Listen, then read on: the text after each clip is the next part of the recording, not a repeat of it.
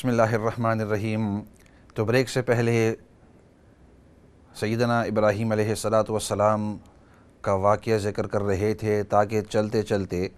زمزم کا کنواں کس طرح شروع میں اور ابتدا میں ظاہر ہوا اس تک بات پہنچے۔ تو اللہ رب العزت نے سیدنا ابراہیم علیہ السلام کو بڑھاپے کے اندر اولاد دینے کی بشارت دی۔ فَبَشَّرُوهُ بِغُلَامٍ حَلِيمٍ فَأَقْبَلَتِ امْرَأَتُهُ فِي صَرَّةٍ فَصَكَّتْ وَجْهَهَا وَقَالَتْ عَجُوزٌ عَقِيمٌ کہ ابراہیم علیہ السلام کو جب فرشتوں نے خوشخبری دی کہ اللہ رب العزت آپ کو اس بڑھاپے کے اندر اولاد نصیب کریں گے، تو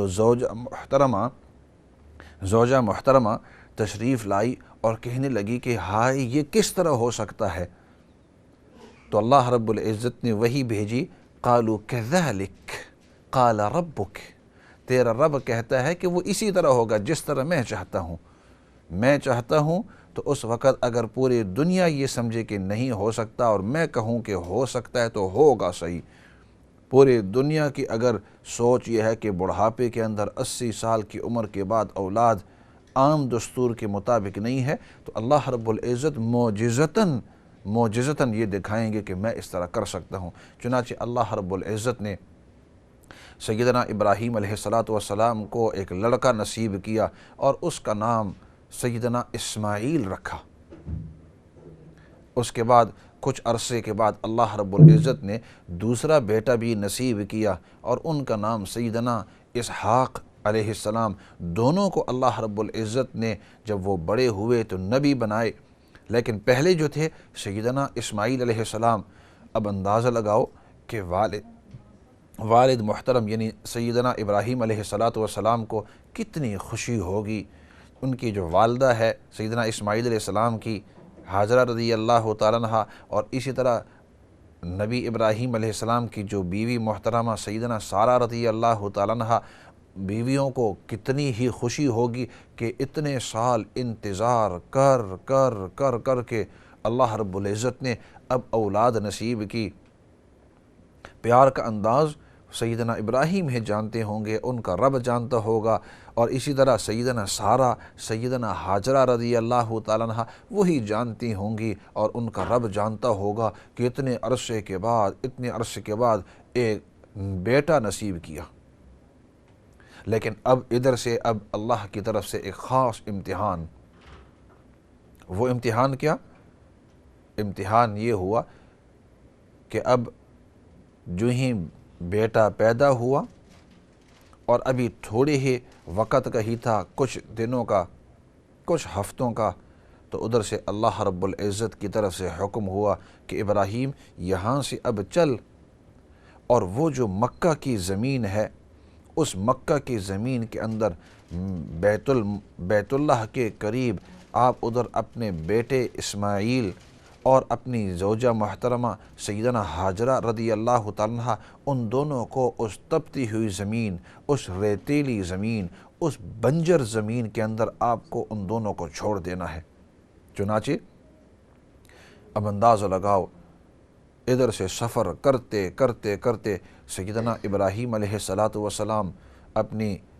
زوجہ محترمہ سیدنا ہاجرہ رضی اللہ تعالی عنہ کے ساتھ، اور بیٹے چھوٹے بچے چند ہی ہفتوں کے تھے سیدنا اسماعیل علیہ السلام،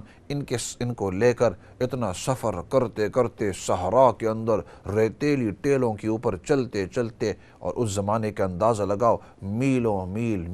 میل ریت ہی ریت آپ کو نظر آتی ہے۔ ادھر بھی دیکھو تو ریت، ادھر بھی دیکھو تو ریت، لیکن ابراہیم علیہ السلام اللہ کے حکم سے چلتے جہاں تک ان کو پہنچنا تھا، جہاں آج کل کعبۃ اللہ ہے، اس وقت ادھر کعبۃ اللہ کی کوئی نشانی نظر نہیں آتی تھی، کیونکہ ابتدا میں کعبۃ اللہ چونکہ جو بنایا گیا تھا آدم علیہ السلام کے زمانے میں، پھر نوح علیہ السلام کے زمانے میں، لیکن چونکہ اب وہ گر گیا تھا، اوپر سے ریت نے اس کو کور کر لیا تھا، نظر ہی نہیں آتا تھا، لیکن اللہ کے حکم سے ابراہیم علیہ السلام چلتے اسی مقام تک پہنچ کر جب نزدیک پہنچ گئے کافی ہفتوں کے بعد اب وہاں ٹھہر گئے۔ تھوڑی دیر ٹھہرنے کے بعد سیدنا ہاجرہ رضی اللہ تعالیٰ عنہ کو وہیں بٹھا دیا، اور ان کے ساتھ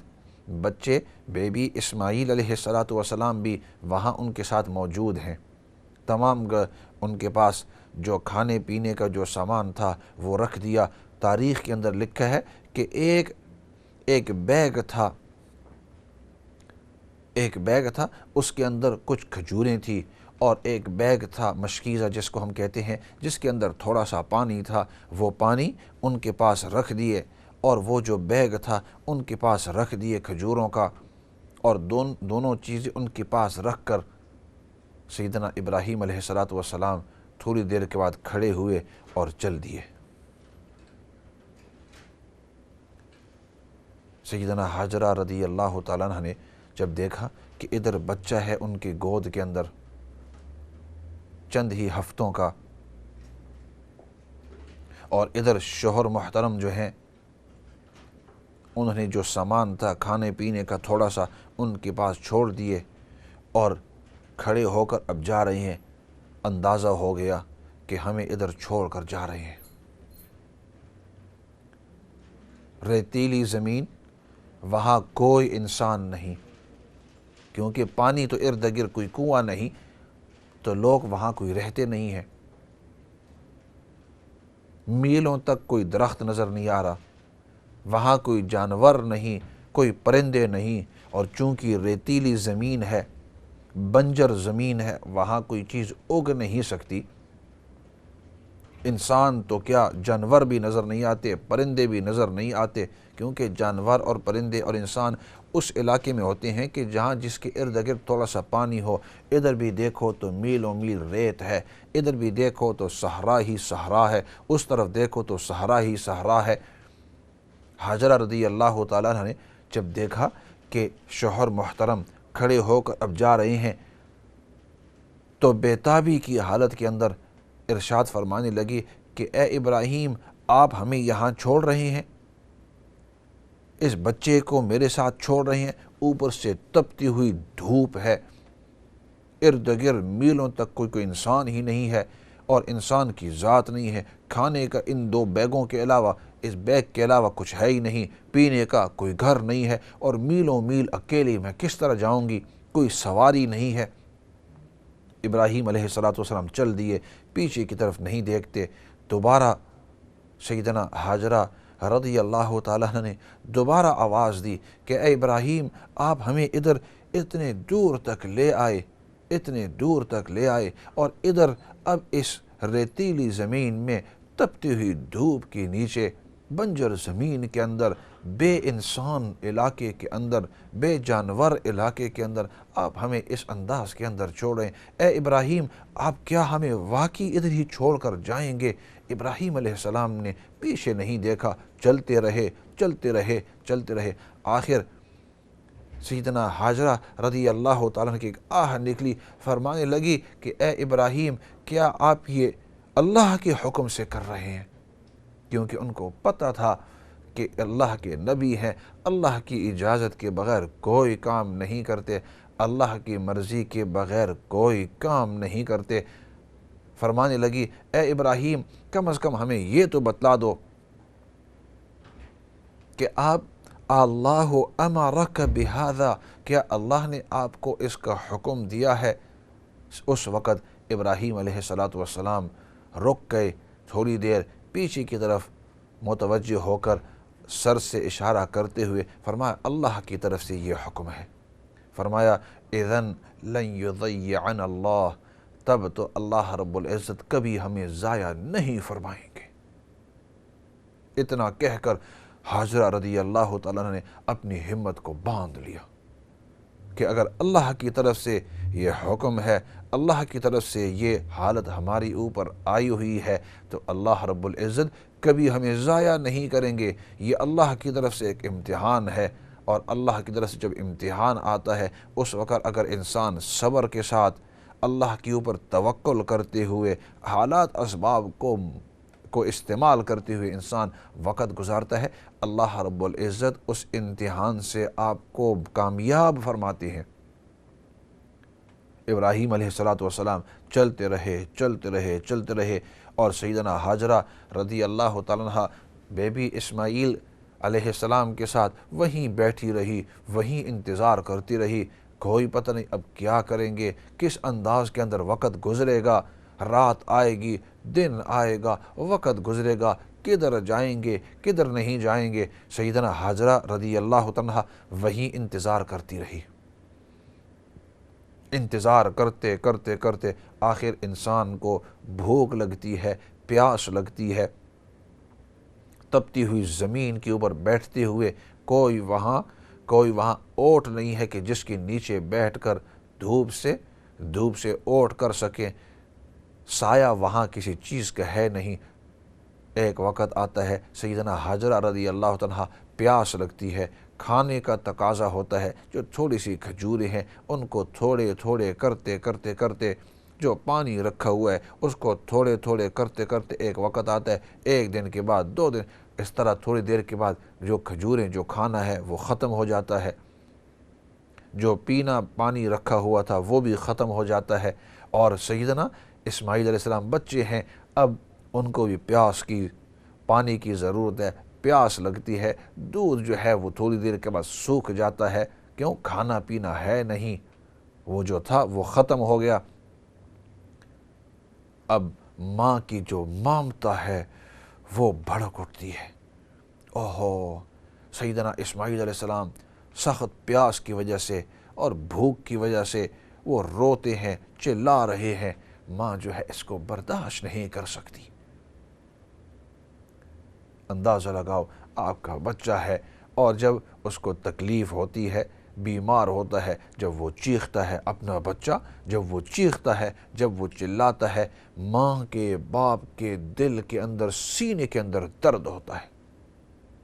برداشت نہیں کر سکتا۔ مضبوط سے مضبوط باپ ہو، مضبوط سے مضبوط ماں ہو، لیکن اپنے بچے کو دیکھتے ہوئے، تل ملاتے ہوئے، ان کو درد کے اندر، ان کو تکلیف کے اندر دیکھ نہیں سکتے۔ سیدنا حاجرہ رضی اللہ تعالیٰ عنہ نے بھی آخر ماں تھی، جب بچے کو دیکھا کہ تل ملا رہے ہیں، رو رہے ہیں، پاؤں کو رگڑ رہے ہیں زمین کے اوپر، اندازہ لگاؤ ان کے دل کے اوپر جو گزرتی ہوگی وہ تو ان کا رب ہی جانتا ہوگا۔ لیکن آج ہم دیکھتے ہیں کہ ہمارا بچہ اگر کسی تکلیف کے اندر ہے، وہ تکلیف ہم اگلے پر غصہ نکال دیتے کہ اس کی تکلیف سے اس کو دور کرو۔ اسی وجہ سے ایک عالم تھے، وہ بیان کرتے ہوئے فرماتے تھے، فرمایا جب اپنا بچہ روتا ہے تو دل میں درد ہوتا ہے، اپنا بچہ جب روتا ہے تو دل میں درد ہوتا ہے، دوسرے کا بچہ جب روتا ہے تو سر میں درد ہوتا ہے، انسان کو تکلیف ہوتی ہے، لیکن جب اپنا بچہ ہو تو اس وقت انسان کو دل میں درد ہوتا ہے۔ اظہار بعض اوقات انسان کرتا ہے، بعض اوقات انسان اس کا اظہار نہیں کرتا، لیکن بچے کو تکلیف کے اندر انسان دیکھ نہیں سکتا، برداشت نہیں ہوتا، انسان چاہتا ہے کہ اس بچے کی اس تکلیف کو کتنے جلدی میں دور کر دوں۔ چنانچہ سیدنا حاجرہ رضی اللہ تعالیٰ عنہ جب یہ دیکھا کہ بچہ اسماعیل علیہ السلام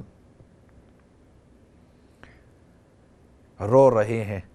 تو دل کو تسلی دینے کے لیے انہوں نے سوچا کہ اس طرح کرتے ہیں، ان کو ادھر بٹھا دیتے ہیں، ادھر پانی تو کوئی نظر نہیں آتا، کھانے سے انسان جو ہے وہ تھوڑی دیر کھانے کے بغیر رہ سکتا ہے، لیکن پیاس اگر لگی ہوئی ہو اور خاصتاً اگر کوئی گرم علاقہ ہو، اور جیسے مکہ کا علاقہ، عربستان کا علاقہ، اور کئی ہزار سال پہلے کا اندازہ لگاؤ ابراہیم علیہ السلام کے زمانے میں، اور وہاں کوئی اوٹ بھی نہیں ہے، کوئی سایہ بھی نہیں ہے، کوئی چیز نہیں ہے کہ جو آپ کو دھوپ سے بچائے، تو اس وقت کی حالت کیا ہوگی اللہ بہتر جانتے ہیں، ہم تو صرف اس کا خیال کر سکتے ہیں۔ تو سیدنا حاجرہ رضی اللہ عنہ اب بیتاب ہو گئی، بچے کو ادھر بٹھا دیا کہ ایسے کرتے ہیں کہ ادھر تو کوئی انسان نظر نہیں آتا، ایسے کرتی ہوں کہ یہ سامنے جو چھوٹا سا ٹیلہ ہے، چھوٹی سی جو پہاڑی ہمیں نظر آ رہی ہے، اس پہاڑی کی طرف میں جاتی ہوں اور اس کے اوپر چڑھ کر میں دور سے دیکھوں گی کہ شاید ہو سکتا ہے کہ کوئی قافلہ دور دور سے یا ادھر سے کوئی نظر آ رہا ہو، اگر کوئی قافلہ نظر آ جائے جو قافلے کی شکل کے اندر اس علاقے کو پار کر رہا ہو، تو ہو سکتا ہے ان کے پاس پانی ہوگا، جا کر ان سے پانی مانگوں گی، تل ملا کر ان سے مانگوں گی، مانگ کر ان سے جو پانی حاصل ہوگا تو کم از کم ہماری جان بچ جائے گی، بچے کی بھی جان بچ جائے گی، میری بھی جان بچ جائے گی۔ تو اس لیے سیدنا حاجرہ رضی اللہ تعالیٰ جب ایک ٹیلا دیکھا، چھوٹی سی پہاڑی دیکھی، تو بھاگتی ہوئی اس کے اوپر، دوڑتی ہوئی اس پہاڑی کے اوپر کھڑی ہو کر دور سے نظر ماری، نظر کرتی رہی، دیکھتی رہی، اس طرف بھی اس طرف بھی، کوئی قافلہ نظر نہیں آیا۔ دل ڈول گیا کہ دور دور تک کوئی نظر نہیں آتا، تو اس لیے اب کئی دنوں تک ایسا لگتا ہے کہ ہمیں پانی مل نہیں سکتا۔ لیکن پھر دل کے اندر یہ بات آئی کہ اس علاقے کے اندر یا اس طرف میں نے جب دیکھا تو کوئی نظر نہیں آ رہا، ہو سکتا ہے کہ اگر میں دوسری طرف دیکھوں تو ادھر سے شاید دوسری ڈائریکشن کے اندر سے کوئی قافلہ آ رہا ہو یا جا رہا ہو۔ تو اس پہاڑی سے اترتے ہوئے زمین کے اوپر جب دونوں پہاڑیوں کے درمیان آئی تو دوڑ اور زیادہ تیز ہو گئی اور دوسرے پہاڑی کے اوپر چڑھ گئی، جس کو آج کل ہم صفا اور مروہ، صفا سے شروع ہوئی،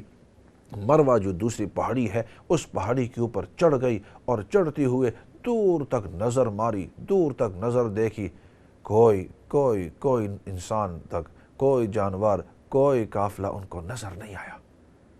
دل پھر ڈول گیا، نیچے واپس اترتے ہوئے نظر بھی ان کے اوپر، بچے اسماعیل علیہ السلام ادھر بیٹھے ہوئے ہیں، تل ملا رہے ہیں، زور زور سے رو رہے ہیں، اور بچوں کی طرح اپنے پاؤں کبھی آگے کبھی پیچھے، کبھی کس طرح کریں بیٹھے ہوئے، اور اس طرح پاؤں کبھی آگے کبھی نیچے کبھی پیچھے اس طرح کر رہے ہیں۔ ان کی طرف ایک نظر ماری، ان کے اوپر نظر کی کہ یہ ٹھیک ہیں، ابھی تک زندہ ہیں، ابھی تک رو رہے ہیں، ان کو تھوڑی سی تسلی دی، اور پھر اسی بہانے سے اور اسی امید سے کہ اس پہاڑی کے اوپر چڑھ جاؤں اور پہاڑی کے اوپر میں دیکھتے ہوئے نظر شاید کوئی قافلہ آ جائے۔ اسی طرح سیدنا حاجرہ رضی اللہ تعالیٰ نے 7 مرتبہ یہ چکر لگایا، صفا سے مروہ ایک چکر ہوا، مروہ سے واپس آتے ہوئے اس پہاڑی کے اوپر چڑھ گئی، یہ دوسرا چکر ہوا، اسی طرح پھر تیسرا چکر واپس مروہ کی طرف، پھر واپس، پھر 7 چکر لگائے۔ اللہ رب العزت کو یہ ادا اتنی پسند آئی، اللہ رب العزت نے مائی حاجرہ رضی اللہ تعالیٰ کی یہ ادا قیامت تک زندہ رکھی۔ فرمایا جو بھی حج کرے یا عمرہ کرے اس کو مائی حاجرہ رضی اللہ تعالیٰ عنہ کی یہ جو ادا، اس پہاڑی پر چڑھ کر پھر نیچے اتر کر اس پہاڑی پر اور درمیان میں جو جلدی سے دوڑنا، اللہ رب العزت نے اپنے نبی کے ذریعے یہ مائی حاجرہ کی سنت کو زندہ رکھا۔ 7ویں چکر کے بعد پھر واپس جب آئی تو سیدنا اسماعیل علیہ السلام اپنے پاؤں کو ہلا رہے تھے 7ویں چکر کے بعد جب نیچے آئی اور اچانک دیکھا بیٹے کے پاس آئی تو وہاں پھر اچانک ایک فوارہ پھوٹا زمین سے۔ اللہ رب العزت کو رحم آیا اسماعیل پر بھی، حاجرہ پر بھی، ابراہیم پر بھی، اور وہاں سے ایک فوارہ نکلا پانی کا۔ سیدنا حاجرہ رضی اللہ تعالیٰ وہاں نزدیک آئی، دیکھ کر حیران ہو گئی، جلدی اس کو پانی کو اکٹھا کرنے کی کوشش کی، کہ سوچ رہی تھی کہ اگر یہ تھوڑا سا جو پانی فوارہ نکلا ہے کہیں یہ پانی ضائع نہ ہو جائے، تو جلدی ارد گرد چھوٹی سی دیوار جیسے بنا لی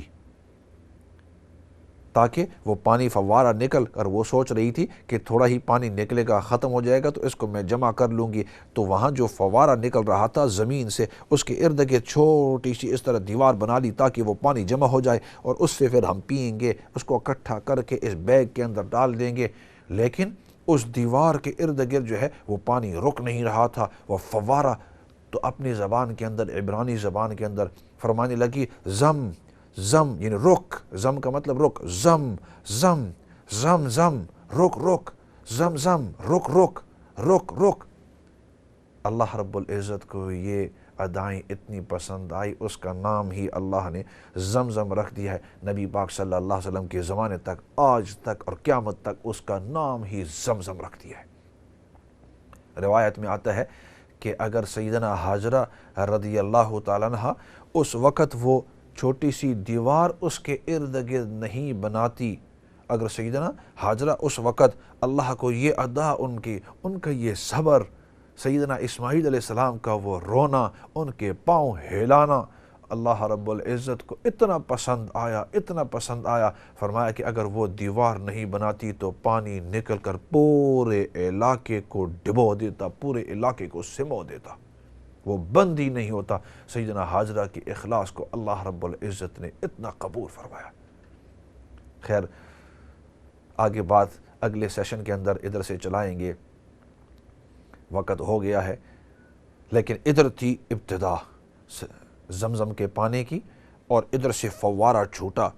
اب آگے سے پھر اس کا اثر علاقے کے اوپر،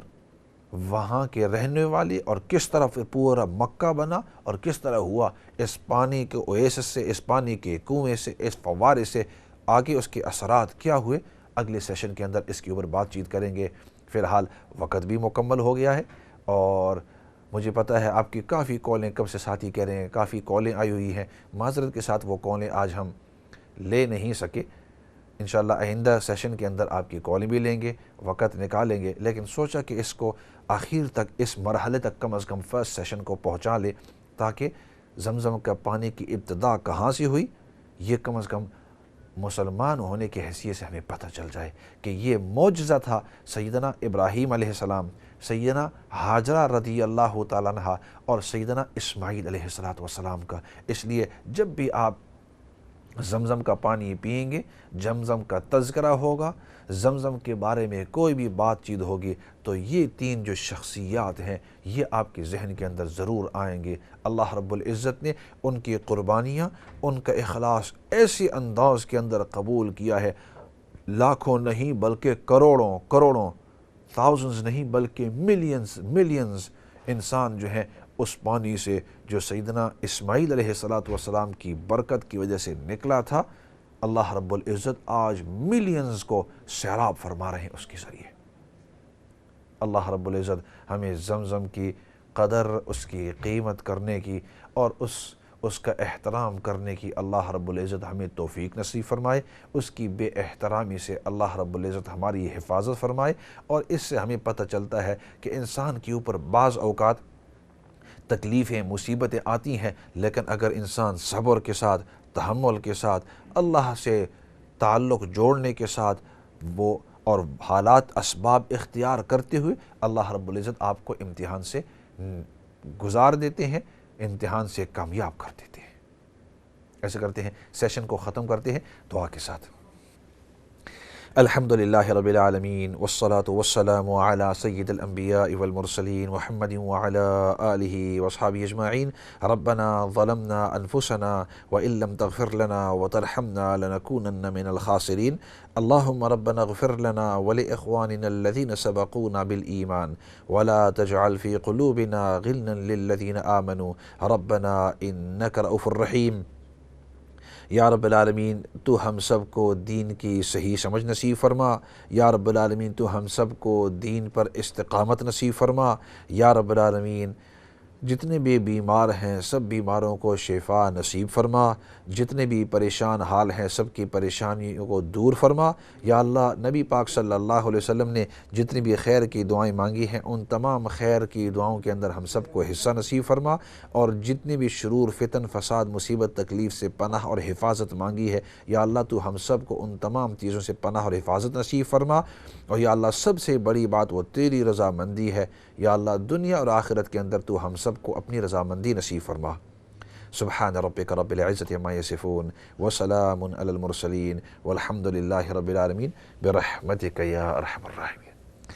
والسلام علیکم ورحمۃ اللہ وبرکاتہ۔